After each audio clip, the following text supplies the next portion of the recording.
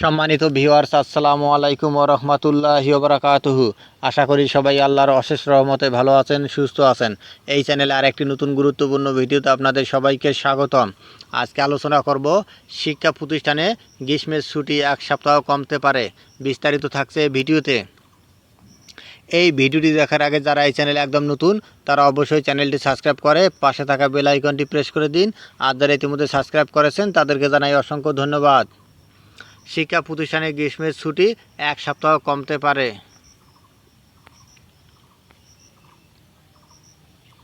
শিক্ষা মন্ত্রণালয়ের অধীন শিক্ষা প্রতিষ্ঠানে এবারের গ্রীষ্মের ছুটি সংক্ষিপ্ত করা হতে পারে। এ ছুটি এক সপ্তাহ কমতে পারে। পবিত্র ঈদুল আজহার ছুটির পরের সপ্তাহে শিক্ষা প্রতিষ্ঠান খুলে দেওয়া হতে পারে। শিক্ষা মন্ত্রণালয়ের উচ্চ পর্যায়ের একটি সূত্রে এ তথ্য জানা গেছে।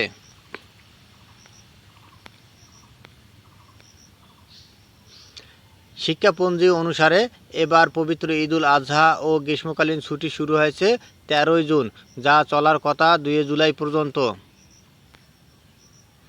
এখন ছুটি সংক্ষিপ্ত করার পরিকল্পনার কারণ হিসেবে শিক্ষা মন্ত্রণালয়ের যুক্তি হলো পাঠদানের কর্মদিবস সারা বছরব্যাপী কমেছে।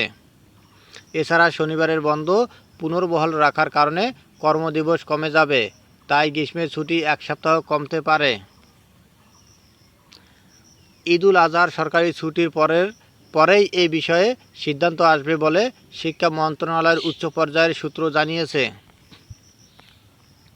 ধন্যবাদ জানিয়ে বিদায় নেওয়ার আগে আবারও অনুরোধ জানাই, যদি ভিডিওটি ভালো লাগে এবং সর্বশেষ শিক্ষামূলক আপডেট ভিডিও পেতে চান তাহলে অবশ্যই চ্যানেলটি সাবস্ক্রাইব করুন। ধন্যবাদ সবাইকে।